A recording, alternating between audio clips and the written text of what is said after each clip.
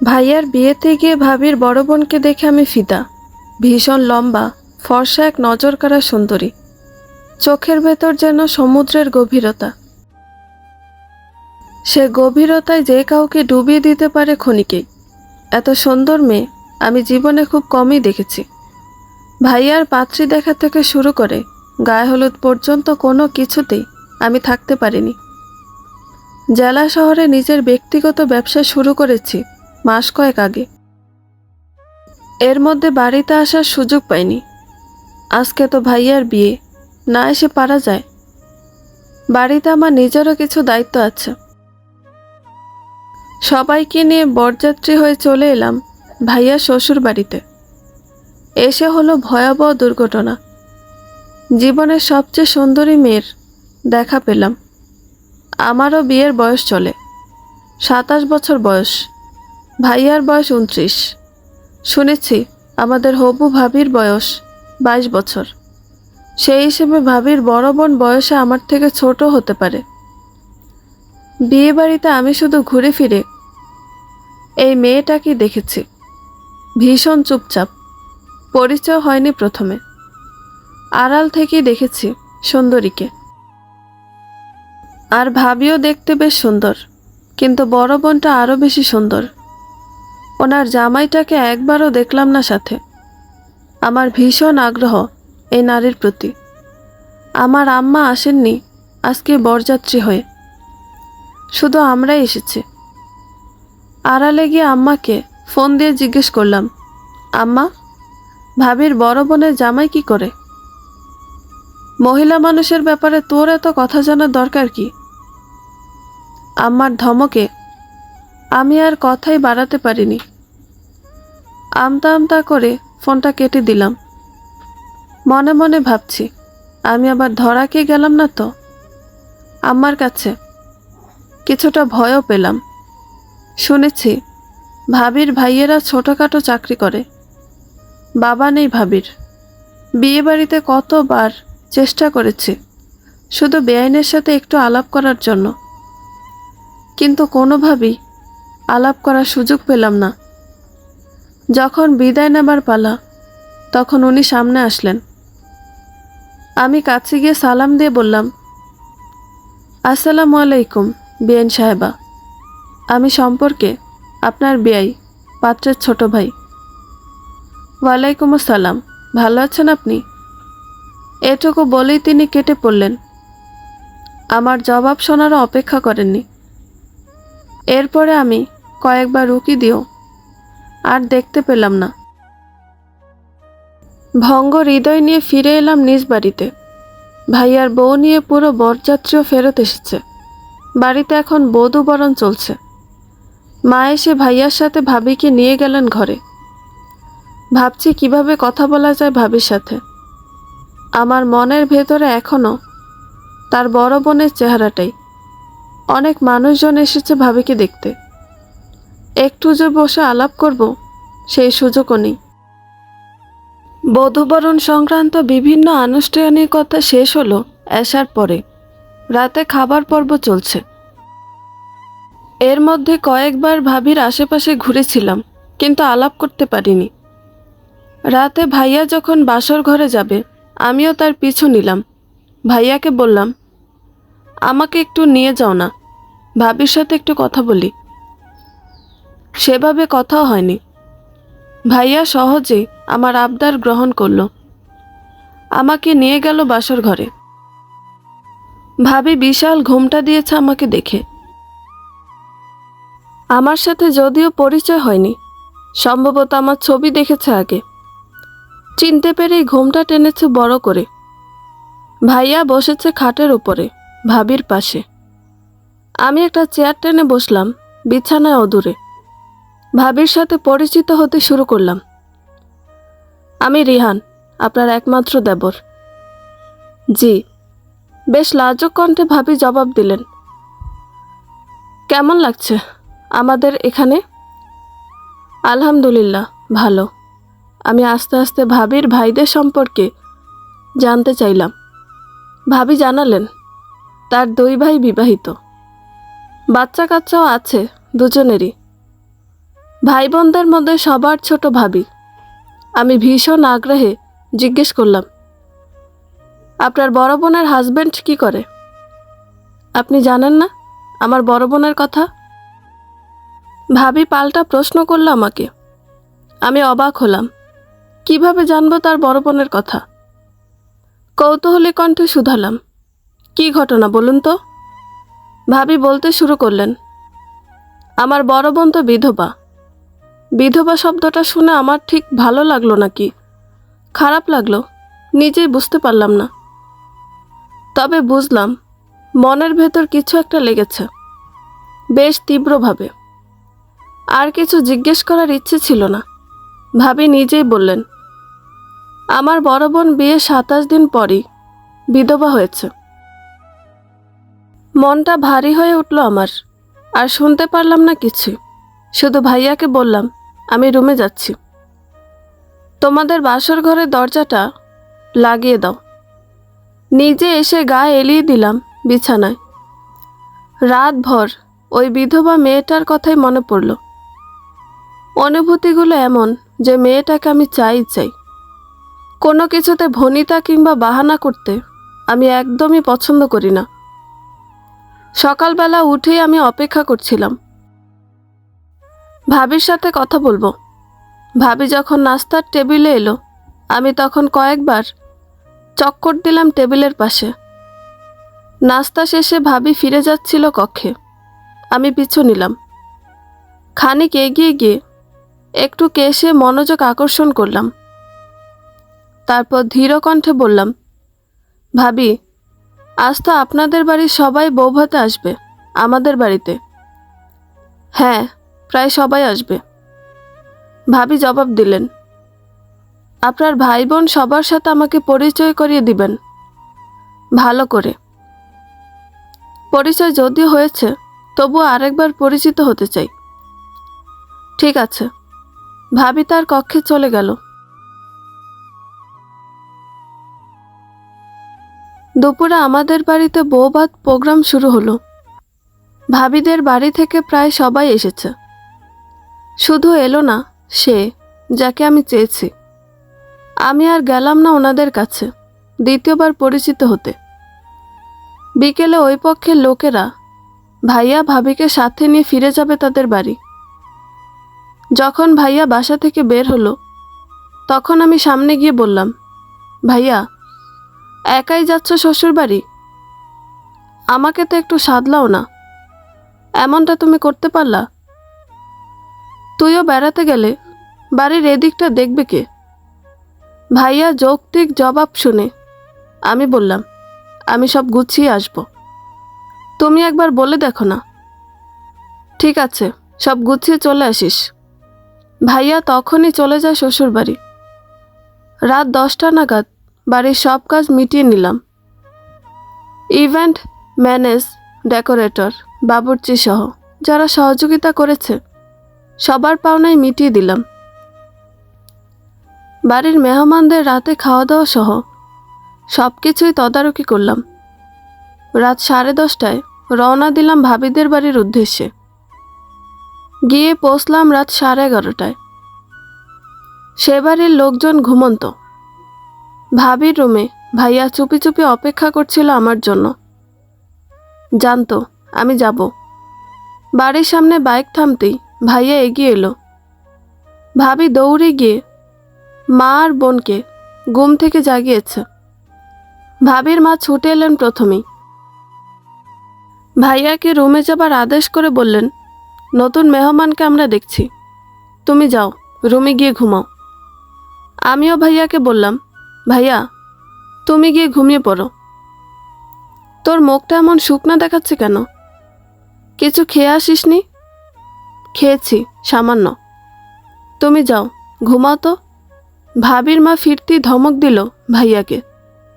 জামাই, তোমার ভাইকে কি আমরা ফেলে দেব নাকি?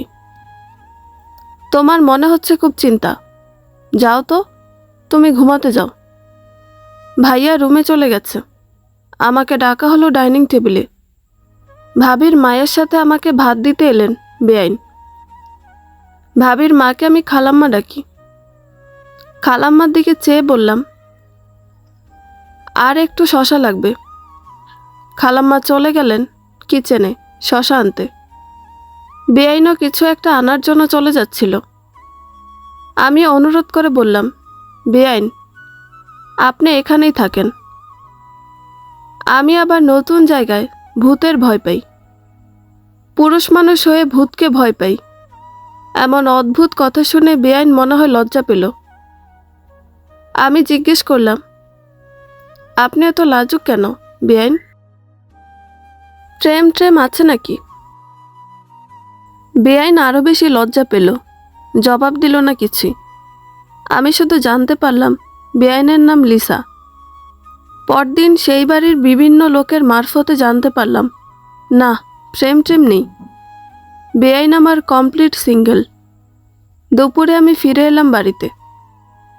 এসে আম্মাকে জানালাম, ভাবির বিধবা বোন লিসাকে বিয়ে করতে চাই। আম্মা প্রথমেই কষিয়ে এক চর মারল গালে। আমি বললাম, চর মেরে লাভ নেই, যা বলেছি তাই। বিয়ে আমি লিসাকেই করব। বিষয়টা নিয়ে মামা খালাদের সাথে আলোচনা করলেন আম্মা। সবাই আম্মাকে বুদ্ধি দিল, নতুন বউয়ের ফ্যামিলি ভালো না। ওরাই কোনোভাবে ফাঁদে ফেলছে মনে হয় রিহানকে। নানা বাড়ির লোকদের বুদ্ধিতে আমার বিরুদ্ধে আম্মা বেশ শক্ত অবস্থান নিলেন। আম্মা সব ব্যাপারই আমার নানা বাড়ি থেকে বুদ্ধি ধার আনেন। আমার ঘটনায় তো দাদা বাড়ির লোকেরাও আমার বিরুদ্ধে। আমিও নাছোড়বান্দা। সবাইকে বলে দিয়েছি, বিয়ে করলে লিসা বেআইনকেই করব। আমি ফিরে আসি জেলা শহরে, আমার ব্যবসার ওখানে। ভাইয়া শ্বশুরবাড়ি থেকে ভাবিকে নিয়ে ফিরে আসে বাড়িতে। প্রথমেই সবাই ভীষণ বিরূপ আচরণ করতে শুরু করে ভাবির সাথে। ব্যাপারটা এমন যেন আমার ভাবিই দোষী। বেচারি কিছুই বুঝতে পারেনি। 2-1 দিনের মধ্যে ভাবিও জানতে পারে আমার আসল ঘটনা শুনে আমি শহর থেকে ফিরে আসি বাড়িতে। সবাইকে বোঝাই এই ঘটনায় ভাবির কোনো সংশ্লিষ্টতা নেই, ভাবির ফ্যামিলিরও না। আমি নিজে ওই বিধবা মেয়ের প্রেমে পড়েছি। কিন্তু কে বিশ্বাস করবে আমার কথা? সব দোষই নাকি ভাবির আর তার ফ্যামিলির। আমি সবাইকে ওয়ার্নিং দিয়ে যাই, ভাবির সাথে যেন কোনো খারাপ ব্যবহার না করা হয়। সেই সাথে পুনরায় আমার সিদ্ধান্ত জানিয়ে দিই, আমি বিধবাকে বিয়ে করব। মাঝখানে রাগ করে 15 দিন আমি বাড়ি আসিনি। 15 দিন পরে আম্মা আমাকে খবর দিয়ে নিয়ে আসেন বাড়িতে। আমি বাড়ি আসি। আমার নানা বাড়ি, দাদা বাড়ির সবার সাথে আলাপ করে আম্মা সিদ্ধান্ত নিয়েছেন, আমি যদি বিধবা বিয়ের সিদ্ধান্ত থেকে ফিরে না আসি তবে ভাইয়ার সংসারটা ভেঙে দেবে। ওই ফ্যামিলির সাথে কোনো সম্পর্কই রাখবে না। তাহলে নাকি আমি এমনি ফিরে আসব। ভাবির বাবার বাড়ির লোকেরাও জেনে গেছিল আমি বিধবা মেয়েটিকে পছন্দ করেছি। তাদেরকেও ওয়ার্নিং দিয়েছে, যদি কোনোভাবে আমি সেই বিধবার সাথে যোগাযোগ করি তাহলে ভাইয়ার সংসারটা ভেঙে দেবে। তারা যেন আমাকে কোনোভাবেই প্রশ্রয় না দেয়। আমার জন্য ভাইয়ার সংসার ভেঙে যাবে, এটা তো হতে পারে না। আমি সাময়িকভাবে সিদ্ধান্ত পরিবর্তন করলাম। এদিকে খুব দ্রুত আমার জন্য পাত্রী দেখা শুরু হলো। কোনো এক পাত্রীকে পছন্দ করলেই নাকি বিয়ে করিয়ে দেবে। আমি প্রথমে কোনো পাত্রী দেখতে রাজি হলাম না। সবার বুদ্ধিতে আম্মা বিভিন্ন রোগের বাহানা শুরু করলো। আম্মার পছন্দসই কোনো এক মেয়েকে বিয়ে করার অনুরোধ করলো। আমার মনের ভেতরে ছিল সেই বিধবার নাম। 27 দিনে বিধবা হয়েছিল মেয়েটি। এই 27 দিনের বিয়েতে কি এমন সমস্যা? সমাজ কেন মেনে নিতে পারে না? এর মধ্যে আম্মা বোঝাতে শুরু করলো আমি যেন তার ভাইয়ের মেয়েকে বিয়ে করি। এখন এই বিয়ে না করলে আমার ভাইয়াকে বউ সহ বাড়ি থেকে বের করে দেবে। ভাইয়া ভাবি নাকি সব নষ্টের গোড়া। অবাক ব্যাপার হচ্ছে, আত্মীয় স্বজন সবাই আম্মার পক্ষে। আমি পড়ে গেলাম মহা বিপদে। ভাইয়ের নতুন বৈবাহিক জীবনে নিত্য অশান্তি হচ্ছিল আমার কারণে। আম্মা ভীষণ বিরক্ত ছিলেন ভাবির ওপরে। বিনা দোষে বেচারি দোষের বোঝা বয়ে যাচ্ছিল। এদিকে কাজবাজ বন্ধ করেও তো আর থাকা যায় না। নতুন ব্যবসা আমার, কাজেও মনোযোগ দিতে হচ্ছে পরিপূর্ণভাবে। আমি মাকে জানিয়ে দিলাম লিসাকে বিয়ে করব না, তবে অন্য কাউকেও এখনই বিয়ে করব না। আম্মা সন্দেহ করলেন আমি চালাকি করছি। মায়ের মন তো অনেক কিছুই বোঝে। মামাতো বোনের সাথে আমার বিয়েটা একরকম ঠিক করে ফেলতে চাইলেন। আমি ডিরেক্ট জানিয়ে দিলাম, ইচ্ছের বিরুদ্ধে গিয়ে এভাবে আমার সাথে বাড়াবাড়ি করলে বিয়ে তো দূরে থাক, জীবন আর ঘরেই ফিরব না। আম্মা কিছুটা ভয় পেলেন। আমি একটা জিনিস নোটিশ করলাম, আম্মা ভাবির সাথে এখনো খারাপ ব্যবহার করে, কারণে অকারণে। বুঝলাম আমার প্রেমে পড়ার অপরাধে হয়তো সারা জীবনই খারাপ ব্যবহার করবেন এবং দোষীও করে যাবেন ভাবিকে। আমি অন্যত্র বিয়ে করলেও ভাবিই খারাপ থাকবে, ভাবির বোনকে বিয়ে করলেও ভাবিই দোষী হবে। ব্যাপারগুলো আমার অসহ্য লাগলো। মাসখানেক পরে আমি ঢাকা এয়ারপোর্টে বসে আম্মাকে কিছু ছবি পাঠালাম। এয়ারপোর্টের বিভিন্ন পয়েন্টে কিছু ভিডিও পাঠালাম। শেষ পর্যন্ত ভিডিও কলে যুক্ত হলাম আম্মার সাথে। আমার লোকেশন দেখে আম্মা বিস্ময়ে আতঙ্কের সাথে জিজ্ঞেস করলেন, তুই কই বাপ, তুই কই? আমি জবাব দিলাম, এয়ারপোর্টে। আম্মা পাল্টা প্রশ্ন করলেন, এয়ারপোর্টে তোর কি? দেশ ছেড়ে চলে যাচ্ছি, থাকবো না রে দেশে। শেষবারের মতো দেখে রাখো আমাকে, আর কোনো দিন এই চেহারা তোমাকে দেখাবো না। আম্মা ভীষণ কেঁদে কেটে জবাব দিলেন, বাপ তুই যা চাস আমি তাই দিমু। তুই যাইস না বিদেশে, তুই গেলে আমি কারে নিয়ে থাকমু, কারে নিয়ে বাসমু? আমি বললাম, তোমার বাপের বাড়ি শ্বশুর বাড়ির লোক তোমাকে দেখে রাখবে, আমাকে দিয়ে তোমার কি প্রয়োজন? বাপ আমি কারো কথা শুনবো না, তুই রাগ হয়ে দেশ ছাড়তাছস, তুই ফিরায় বাপ, আমি লিসারেই বউ করে আনমু, তোমারে বিশ্বাস করি না। বাপ রিহান, খোদার কসম করে কইতাছি লিসারেই বউ বানায় আনমু। আমি বিশ্বাস করলাম আম্মার ওয়াদাকে। আসলে আমি ছিলাম এয়ারপোর্টের অভ্যন্তরীণ অংশে, যশোর থেকে বিমানে ঢাকা গিয়েছি আম্মাকে বোকা বানানোর জন্য। আম্মা বুঝতেই পারেনি অভ্যন্তরীণ এয়ারপোর্ট আর ইন্টারন্যাশনাল এয়ারপোর্টের পার্থক্য। এটা বোঝা খুব সহজ নয়। মাসখানেক পরে বিয়ে হলো আমার আর লিসার। আম্মার সম্মতিতেই বিয়ে। আত্মীয় স্বজন তেমন কেউই আসেনি বিয়েতে। দুজন অল্প বয়সী কাজিন এসেছে, বাকিরা আমার বন্ধু বান্ধব। আমি বিরাট পাপের কাজ করছি বিধবা বিয়ে করে, এমনই মনে হলো যেন সবার কাছে। বিয়ের কয়েকদিন পরে আম্মা পুরোপুরি বদলে গেলেন। আত্মীয় স্বজন পাড়া প্রতিবেশীদের কুবুদ্ধিতে আম্মা আলাদা খেতে শুরু করলেন। ভাবির হাতের কিছু খেতেন না, আবার আমার শহরের বাসায়ও আসেননি। লিসাকে নিয়ে আমি শহরেই থাকতাম। অসুস্থ হলে আম্মা তার ভাই বোনদের বাড়ি থেকে খাবার চেয়ে আনতেন। মানুষ বউদেরকেই দোষী করত। আম্মার অসুস্থতার কথা শুনলে আমি রাতে বাড়ি চলে যেতাম। আমরা দুই ভাই মিলে রান্না করে দিতাম। আম্মা সেগুলো ছুতেনও না। সবই ভাড়াটে বুদ্ধি, আত্মীয় স্বজন আর প্রতিবেশীদের। আমি বিধবা বিয়ে করে কোনো গন্ধ পাইনি। আমার আত্মীয় স্বজন গন্ধ পায় বিধবার গায়ে। ব্যাপারটা খুব অদ্ভুত না? এক বিধবা বিয়ে করার কারণে আমার গায়েও গন্ধ পায়।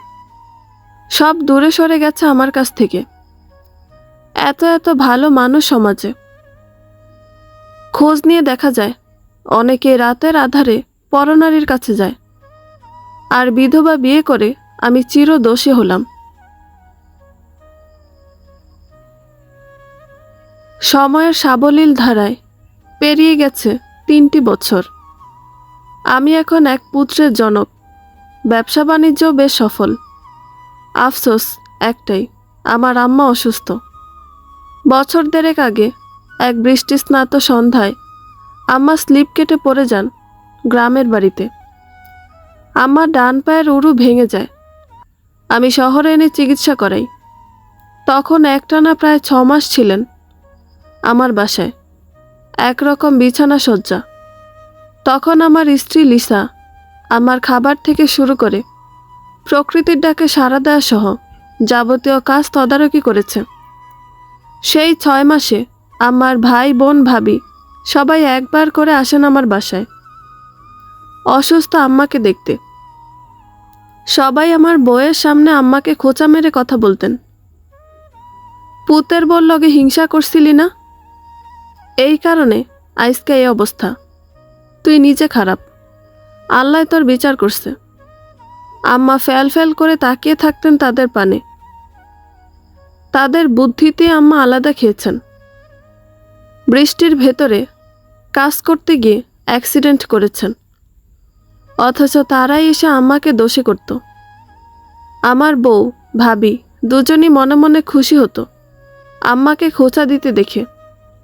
কিন্তু আমি বউকে এবং ভাবিকে ডেকে আনলাম আম্মার সামনে।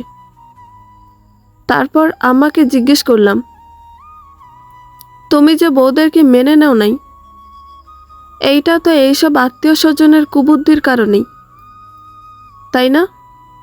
আম্মা বাচ্চাদের মতো ফুফিয়ে কেঁদে উঠলেন। আমি আমার বউকে এবং ভাবিকে বললাম, এইসব আত্মীয় স্বজনই আগের বার অশান্তি লাগিয়েছে আম্মাকে বুদ্ধি দিয়ে। এখন অশান্তি লাগাতে এসেছে তোমাদেরকে বুদ্ধি দিয়ে। এদের আসলে মনটাই কলুষিত। একটা সাদা মনের বড় অভাব। আম্মা তার পুত্রবধূরা সবাই বুঝতে পারল। আম্মা ধীরে ধীরে সুস্থ হয়েছেন, কিন্তু আগের মতো নয়। লাঠিতে ভর দিয়ে হাঁটেন কোনোভাবে। আমার আর ভাইয়ার দুজনের সাথেই থাকেন। আত্মীয় স্বজন প্রতিবেশী কারো সাথে আগের মতো মেশেন না। নিজের বুদ্ধিতে চলেন। আম্মা উপলব্ধি করতে পেরেছেন যে ওদের আসলেই সাদা মনের অভাব। সবসময় অন্যের অশান্তি কামনা করে। আমরা ভালোই আছি এখন, ওইসব কলুষিত মনের লোকগুলোকে পেছনে ফেলে। এই লোকগুলো যে শুধু আমাদের ফ্যামিলিতে আছে এমনটা নয়। এমন কলুষিত মানসিকতার লোক সবার ফ্যামিলিতে আছে এবং সব জায়গায় অশান্তি করে। ওদেরকে এড়িয়ে চলে সাদা মনের লোকদেরকে গ্রহণ করবেন। বন্ধুরা, গল্পটি ভালো লেগে থাকলে একটা লাইক করে দিবেন এবং গল্প সম্পর্কে কোনো মতামত জানানোর থাকলে কমেন্ট করতে পারেন। নতুন নতুন আরও গল্প শোনার জন্য চ্যানেলটি সাবস্ক্রাইব করে পাশেই থাকবেন। ধন্যবাদ সবাইকে। ভালো থাকবেন।